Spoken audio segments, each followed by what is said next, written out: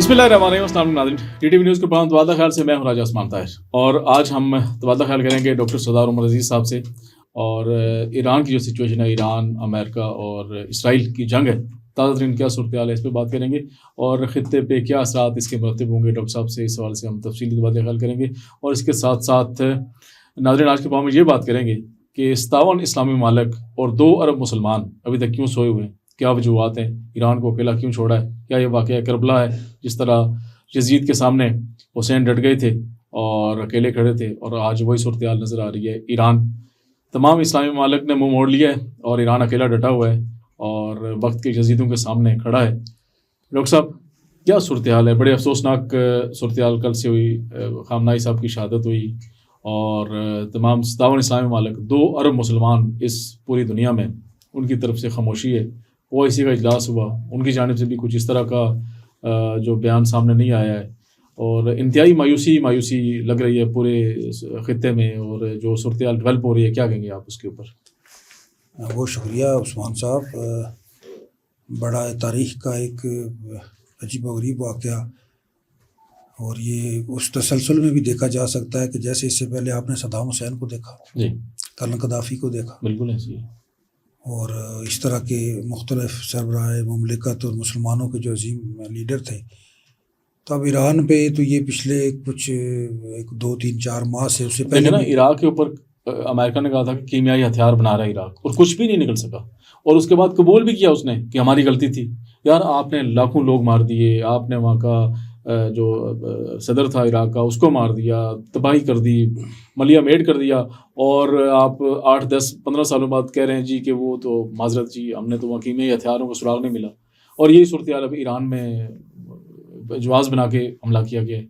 Actually ये जितने भी एडवेंचर वर्ल्ड के होते हैं, जैसे ये इसको अब वर्ल्ड वार 3 कहा जा रहा है, क्योंकि इसका दायरा कार इतना वसी है कि इससे पहले भी कुछ अटैक्स हुए ईरान पे, और अभी जो उन्होंने स्ट्राइक की और उसमें उनके जो आयतुल्लाह जो खamenei उनकी रेलत हुई, उनकी फैमिली के लोग मरे, और वो देखें कि वो बाकायदा ट्रैप हुए, ट्रेस हुए, और ज़ाहिर है इस सारे सिचुएशन में उनके ख़ानदान को मिसाइलों के साथ, और इसमें ये जो ऑपरेशन एपिक क्यूरी का इन्होंने को नाम दिया, और ये आर्टिफिशियल इंटेलिजेंस और क्लाउड इंटेलिजेंस से ये सारे मिसाइल और ये ड्रोन्स जो है उन्होंने, और ये कहीं ना कहीं इंटेलिजेंस मौजूद तो थी, और रज़ा शाह पहलवी की सूरत में, और ये रजीम चेंज का एक ऑपरेशन जो था, और ये आप नेक्सस देख रहे हैं। अच्छा, इसमें ख़ास अगर डॉक्टर साहब मैं ये कहना चाह रहा हूँ कि जिस तरह कल खामनाई साहब की जो शहादत हुई, उसके बाद ट्रंप का फौरी बयान आया कि ईरान के जो लोग हैं, यानी उनको प्रोवोक किया गया अमेरिका की जानिब से, अमेरिकी सदर की जानिब से उकसाया गया कि आप चढ़ दौड़ें जी, अब हमने जो है ना वो ख़त्म कर दिया, रजीम चेंज करें। लेकिन उसके बावजूद वहाँ के लोगों ने इजहार अफसोस किया, वहाँ के जो इनकलाब उनका स्क्वायर है वहाँ पे लोग इकट्ठे हुए, खामनाई साहब की शहादत पे उन्होंने सोग बनाया और अभी तक सोग में।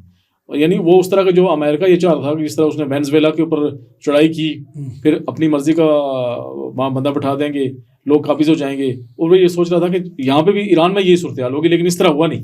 ईरान में बहुत अरसे से, चूँकि वो ईरान वो वाहिद मुल्क है पूरी दुनिया में जो यूएस को और इसराइल को खटकता है, और इसराइल ने अपने बहुत सारे बयानात में पहले ईरान का और फिर उसके बाद कैटेगोरिकली जो एटमी ताकतें हैं पाकिस्तान का जिक्र इसलिए किया कि ये उनके लिए एक थ्रेट है। अब आपने इससे पहले रिसेंट देखा, वो जो मैं नेक्सस की बात कर रहा था कि यहाँ से मोदी जो है वो जो बागी पार्लियामेंट में, इसराइल की पार्लियामेंट में ख़िताब करता है, और पूरा उनका एक गठजोड़ हुआ, और फिर इधर से इंडिया और उधर से जो है इसराइल। मैंने आपसे कोई पहले भी एक जिक्र किया कि 4 अलिफ जो है वो सारे उनका एक नेक्सस बन गया, अमेरिका का, इसराइल का, अफ़गानिस्तान का और इंडिया का।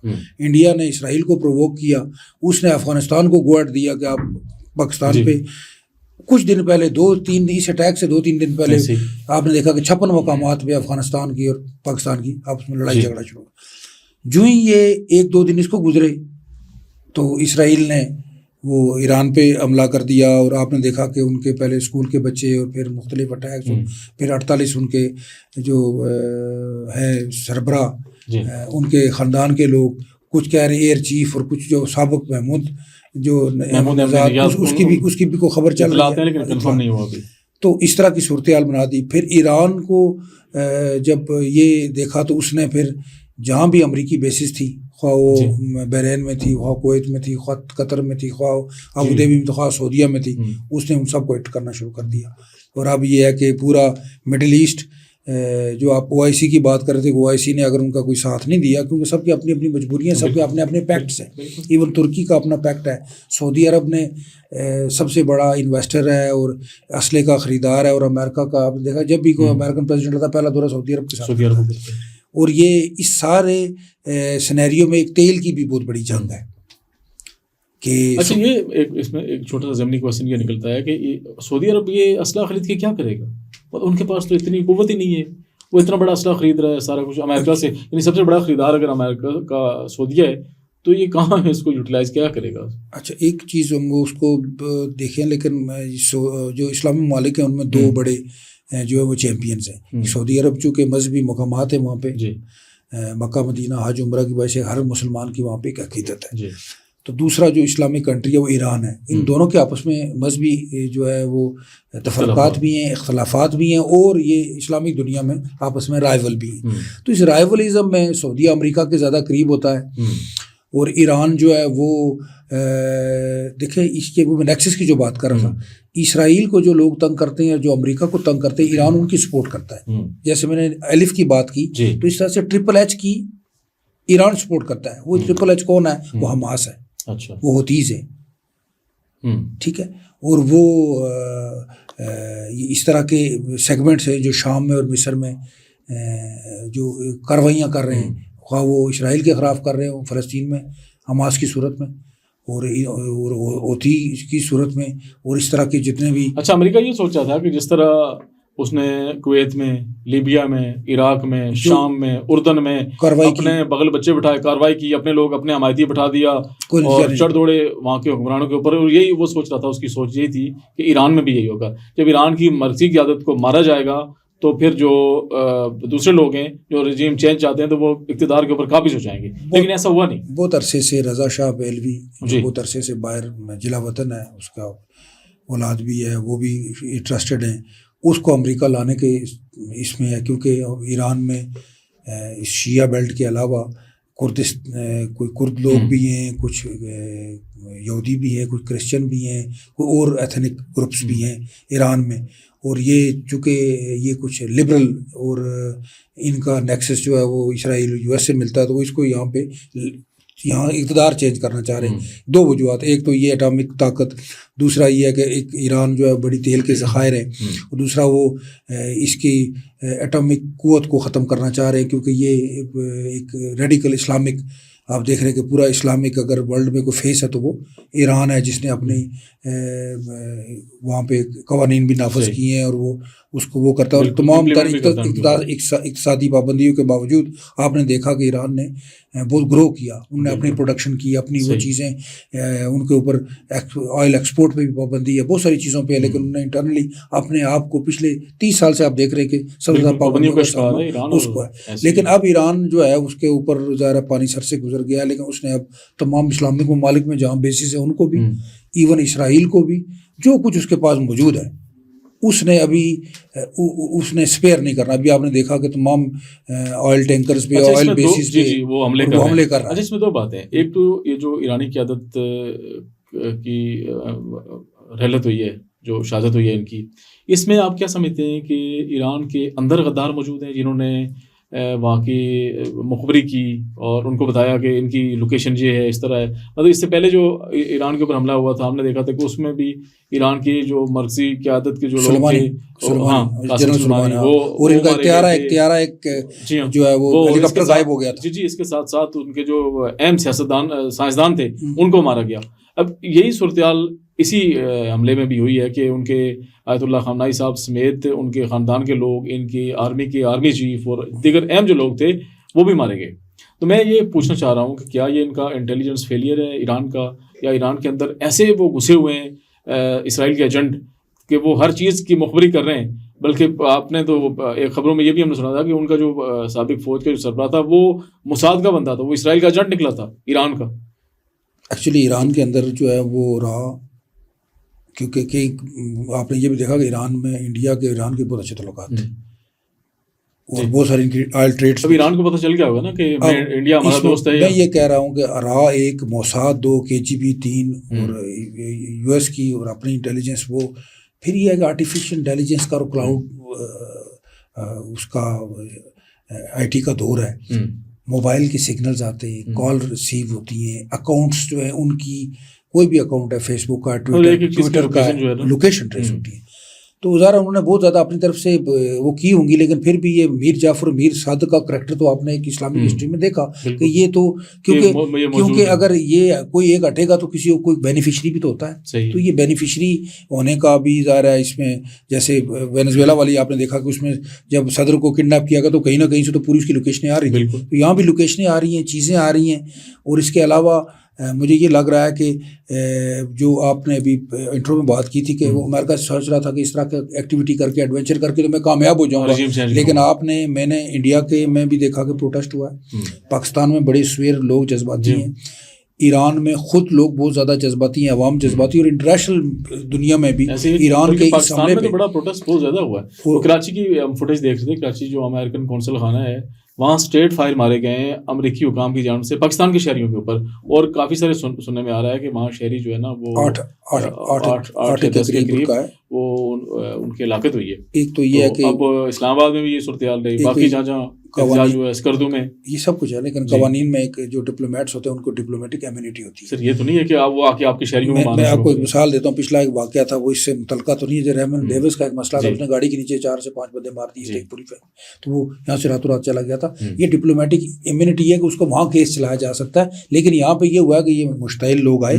انہوں نے وہاں پہ توڑ پھوڑ کی, یہ اس کانسلیٹ کے اندر داخل ہو گئے, تو وہاں کے جو گارڈس تھے یا وہاں کے لوگ تھے انہوں نے اپنی سیلف ڈیفینس کے اندر وہاں پہ ایک تصادم ہوا, تو تصادم میں بہت سے لوگ انوالو تھے, ان کے بھی اور ان کی طرف سے بھی توڑ پھوڑ ہوئی.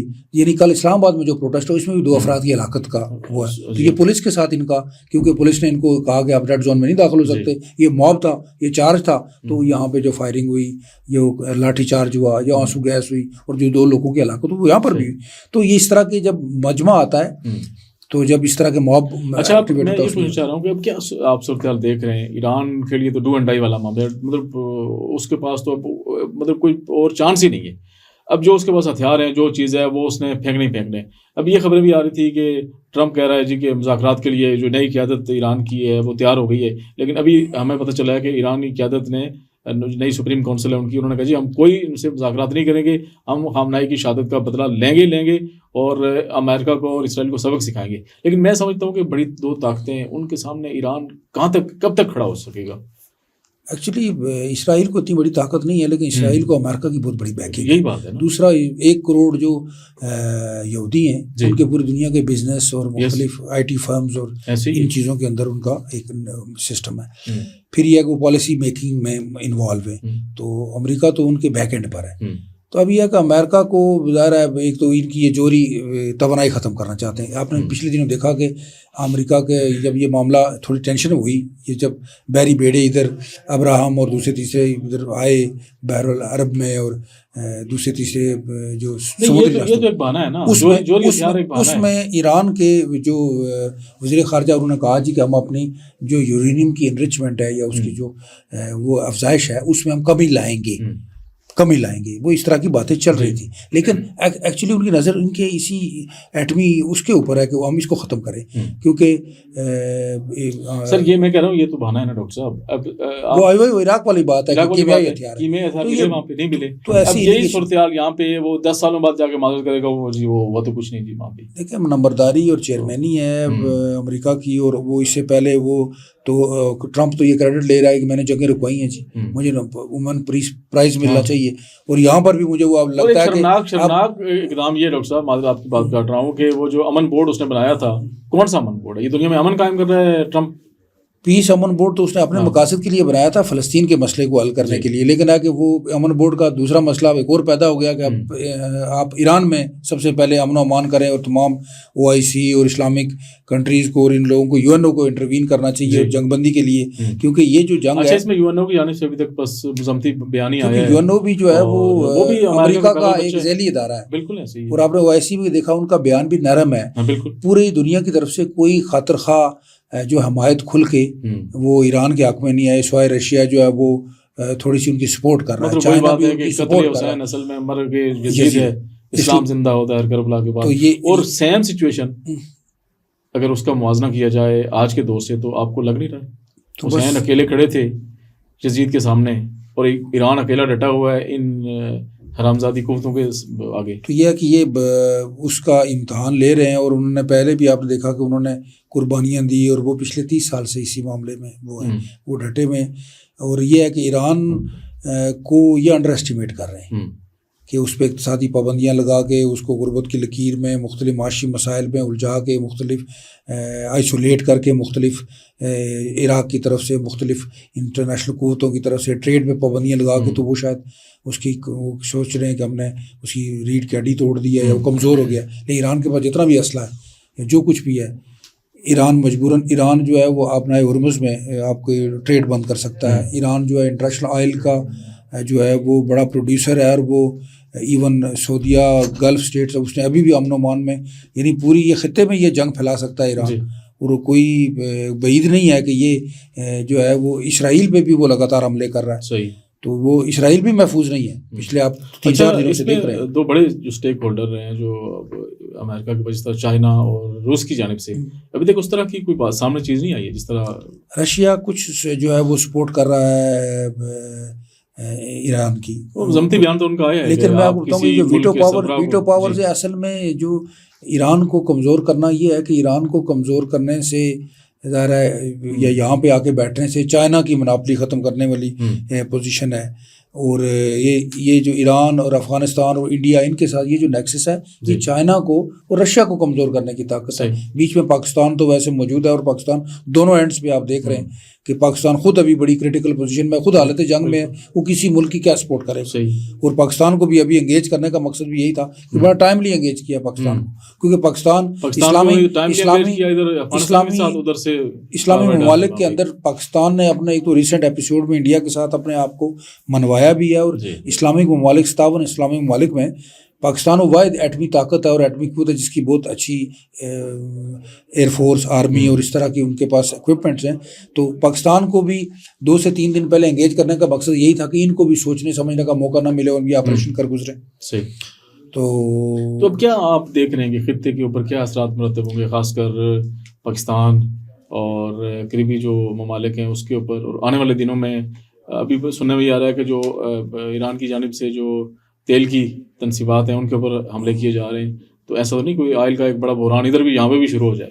دیکھیں تیل کا جو 60 to 70% آبنائے ہرمز سے یہ سارا تیل جو ہے وہ سعودیہ بھی اور عراق بھی، UAE بھی اور عمان مسقط بھی اور ایران بھی یہاں سے ٹریول کرتا ہے، اور چائنا سے جاپان تک جاتا ہے، پوری دنیا میں یہاں سے سپلائی ہوتا ہے. میجر ٹریڈ روٹ یہی ہے آئل کا. تو سارے ملکوں کو تیل کی ضرورت ہے. آبنائے ہرمز کیا ہے؟ یہ آبنائے ہرمز جو ایران اور عمان کو ان کے درمیان ایک تنگ 30-33 کلومیٹر کا ایک راستہ ہے جہاں سے جتنے آئل کے جتنے بھی سپلائی ہے وہ ان سارے ممالک سے گزر کے تو پوری دنیا میں سپلائی ہوتی ہے. وہ چائنا بھی جاتی ہے اور جاپان بھی جاتی ہے اور یورپ میں بھی جاتی ہے.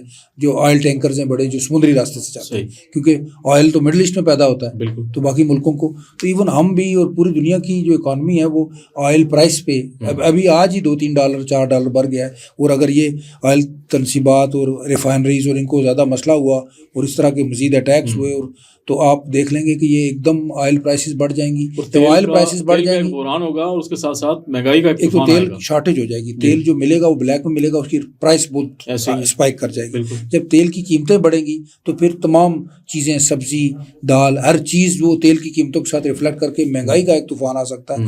ایران خود تو تباہ ہوگا لیکن وہ پوری دنیا کی چیخیں نکال گا. یعنی جنگ شروع ہوئی ہے اور گزشتہ دنوں ہی آئل کی قیمت یکم کو جو پیٹرولیم مصنوعات کی قیمتوں میں اضافہ کیا گیا 8 روپے سے زیادہ کا. ہر ملک کے پاس جو آئل کی ایک سٹوریج کیپیسٹی ہوتی ہے وہ انہوں نے اپنے ایک سسٹم کے تحت چلانا ہوتا ہے. جب اس طرح کا کوئی بڑا اپسیٹ واقعہ ہو جائے، کوئی جنگ ہو جائے تو ابھی یعنی کہ اچھا پاکستان کی جانب سے بیان تو آیا ہے کہ ان کے پاس 28 دنوں کا ذخیرہ ہے آئل ذخیرہ اس کے ملک کے لیے ضروریات کے لیے، لیکن بظاہر جو ہمیں ابھی تک پتہ چلا ہے وہ یہ پتہ چلا ہے کہ پاکستان کے پاس 10 سے 12 دنوں کا مشکل سے ذخیرہ ہو سکتا ہے یہاں پہ. تو اگر یہ صورتحال رہتی ہے تو پھر تو مشکلات بڑھیں گی. نہیں یہ بھی اپنا ظاہر ہے اگر بائی شپ ٹینکر نہیں آ رہے تو بائی ایئر کارگو منگائے جا سکتے ہیں مختلف جگہوں سے. اس کا بندوبست وہ کریں گے، لیکن یہ ہے کہ یہ ریزرو تو ہوتے ہیں. لیکن اس کے علاوہ بھی ذرا حالت جنگ میں آپ نے دیکھا کہ تمام فلائٹس کینسل ہیں. صحیح ہے. آپ نے دبئی ایئرپورٹ پہ دیکھ لیں، آپ کراچی ایئرپورٹ پہ دیکھ لیں، یہاں سے ایون مڈل ایسٹ سے کوئی فلائٹیں ابھی موو نہیں کر رہی ہیں. تو نیشنل ایئر لائن کا روٹ متاثر ہو گیا کیونکہ میزائل اور ڈرون چل رہے ہیں. بالکل. تو یہ پورا ایک جو ہے، اور وہ ابھی ٹرمپ نے آج کہا جی کہ یہ 4 ہفتے تک یہ جنگ جا سکتی ہے. تو مختلف نتائج ہیں جو امریکہ لینا چاہتا ہے، جو اسرائیل حاصل کرنا چاہتا ہے. آنے والے دنوں میں کیا دیکھ رہے ہیں آپ؟ کیا سروائیو کر جائے گا ایران؟ ایران کے پاس تو پہلے بھی اقتصادی پابندیوں میں بچا کچھ نہیں ہے. وہ معاشی طور پر اتنا مضبوط ملک نہیں ہے، لیکن خودداری کے اوپر اور اپنی ذاتی انا کے اوپر اس نے انٹرنلی اپنے آپ کو مینیج کر لیا. اس کی کوئی ٹریڈ بھی نہیں ہے، کچھ نہیں ہے. تو لیکن ہے کہ ایران کے پاس جو اس نے اسلحہ بنایا، جو اس نے میزائل بنائے، جو چیزیں بنائی، اور جو اس نے امریکن تمام بیسز کو اس نے ٹارگیٹ کیا ہوا ہے. کوئی بیس بھی محفوظ نہیں ہے. امریکہ کا کوئی اڈا بھی مڈل ایسٹ کے اندر، ترکی سے لے کے اسرائیل سے لے کے یو اے ای، قطر اور سعودیہ تک کوئی بیس محفوظ نہیں ہے. کویت کی بیس محفوظ نہیں. ان پہ وہ حملے کرے گا، آئل ڈیپوز پہ حملے کرے گا، ان کی انسٹالیشن تباہ کرے گا. ایون اسرائیل پہ وہ لگاتار میزائل کے حملے کر رہا ہے. اور وہ اس میزائل حملے، اب میں نے آپ کو پہلے بھی ایک پروگرام بتایا کہ اب جو جنگ ہے وہ جہازوں کی اور میزائلوں کی اور ڈرونز کی جنگ ہے. اب دست بدست انفینٹری کی لڑائی نہیں ہوتی، نیوی لڑائی نہیں ہوتی. تو اب یہ ہے کہ اب ڈرونز کا اور اس طرح کا جو ہے سیٹلائٹ کا دور ہے، ٹیکنالوجی کا دور ہے. تو اس میں جو کچھ ایران کے پاس ہے وہ اپنا سارا اس ٹائم ضرور استعمال کرے گا، کیونکہ ان کے ظاہر ہے سربراہ مملکت کا ساتھ یہ واقعہ، پھر ان کے اوپر اٹیکس، اور پھر ساری بیسس سے یہ جہاز اڑ کے آ رہے ہیں. تو اس نے کچھ لوگ تو سوچ رہے ہیں کہ ایران نے یہ غلطی کی کہ وہ دبئی پہ، کویت پہ، بحرین پہ اور ادھر ان ملکوں پہ حملے کر کے ان کو اپنے خلاف کر رہا ہے. لیکن ایران کا جو سٹانس ہے وہ یہ ہے کہ یہاں انہوں نے بیسز بنائی ہوئی ہیں، انہوں نے کو اڈے دیے ہوئے ہیں، اور یہاں سے یہ فیول لیتے ہیں، یہ جہاز اڑ کے آ کے ایران پہ حملہ کرتے ہیں، تو میں یہ بیسز بھی تباہ کروں گا. تو عرب ممالک ایران سے ناراض ہیں، عرب ممالک ایران سے ناراض ہیں. لیکن ایران کا سٹانس یہ ہے کہ آپ نے ان کو بیسز کیوں دی ہیں، آپ کو ان کو اڈے کیوں. تو پھر ایران کا جواز درست ہے نا؟ ایران کا جواز درست ہے، لیکن ہے کہ وہ جو ممالک ہیں، سعودیہ کا اپنا بلین آف ڈالرز کا پیکٹ ہے یو ایس کے ساتھ اسی مختلف اسلحے کی ڈیلز کے اندر. ترکی کا اپنا، ترکی کے اندر جو بیس ہے اس کے اندر تو ایٹامک ریئیکٹر جو ہتھیار بھی موجود ہے. یہ جو ابراہم کا بڑا جہاز جو آیا ہوا ہے جس سے اوپر آج بھی کل 2-3 میزائل فائر، اس کے اندر بھی کوئی ایٹامک ریئیکٹر جو میزائل کی ایسی ٹیکنالوجی موجود ہے. اور ایک اور بھی خطرہ ہے جو مطلب ہے کہ جو عالمی جنگ کے میں جو سب سے بڑا خطرہ ہوتا ہے، جو آپ نے دوسری عالمی جنگ میں دیکھا کہ جاپان پہ ایٹامک بم گرائے گئے. تو یہ جو یہاں کوئی ایسی تیاری بھی ہے کہ ایران کو اور کسی طریقے سے آپ نہیں وہ کر سکتے. تو ایک اور تجربہ، اس لیے اس کو تیسری عالمی جنگ کہتے ہیں کہ یہ نہ کہ یا ایران تجربہ کر لے گا یا پھر امریکہ تجربہ کر لے گا، کیونکہ انہوں نے جو ابراہم لایا وہ اس کے اندر ایٹمی ہتھیار موجود ہیں. تو اس طرح کا ایک مسئلہ ہے کہ وہ بنی نوع انسان جو ہے وہ خطرے میں ہے کہ جنگ ہو اس میں مسلمان ہو یا یہودی ہو، انسانیت کا یہاں پہ دیکھا کلا کما ہوتا ہے. اور جو اپنے ایران میں بچے دیکھے، اس طرح اسرائیل میں بھی اگر وہ حملہ کرتا ہے تو فوج کا اور لوگوں کا قصور الگ ہے، لیکن کامن مین اور عام عوام جو مرتے ہیں تو وہ تو ہر طرف بنی انسان کا کلا کما ہو رہا ہے. جنگ تو کسی کے لیے بھی فائدہ مند ہے. بالکل ایسے. ڈاکٹر صاحب آپ کا بہت بہت شکریہ. ناظرین آج کا پروگرام ہمارا یہیں تک.